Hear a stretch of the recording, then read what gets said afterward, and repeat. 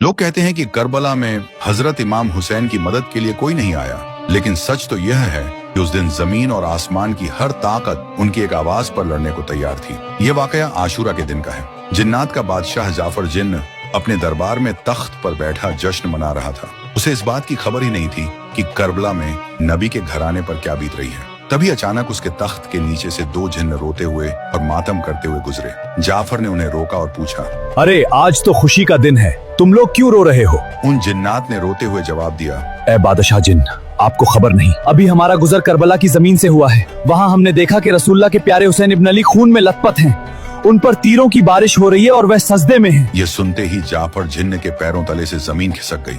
उसने फौरन जश्न को रोका और सर से ताज उतार फेंका और जंगी लिबास पहन लिया। उसने अपनी तलवार निकाली और जिन्नात के एक बड़े लश्कर को लेकर हवा से भी तेज रफ्तार में करबला की तरफ दौड़ा। जाफर कहता है, जब मैं करबला की फजाओं में पहुंचा तो मैंने एक अजीब मंजर देखा। वहाँ सिर्फ यजीदी फौज नहीं थी, बल्कि आसमान से लेकर जमीन तक फरिश्ते, अंबिया और जिन्नात की कतारें खड़ी थी। वह सब अपनी बारी का इंतजार कर रहे थे कि इमाम हुसैन हुक्म दें तो वह दुश्मनों को खत्म कर दें। भीड़ इतनी थी कि जाफर को रास्ता नहीं मिल रहा था। तभी इमाम हुसैन ने नजर उठाई और जाफर को पुकारा, मेरे पास आओ।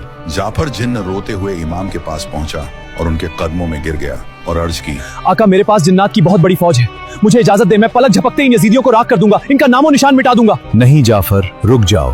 अगर मैं चाहूँ तो एक इशारे में दुनिया पलट दूंगा, लेकिन अपने नाना के दीन को बचाने के लिए और अपने रब की रजा के लिए सब्र कर रहा हूँ। मुझे अपने अल्लाह की मर्जी प्यारी है। तो दोस्तों, याद रखना, करबला में इमाम हुसैन बेबस नहीं थे। कायनात की हर ताकत उनके हाथ में मौजूद थी, लेकिन उन्होंने तलवार नहीं उठाई ताकि इस्लाम जिंदा रहे। करबला का यह मंजर बताता है कि जीत हथियार की नहीं, बल्कि सब्र की होती है।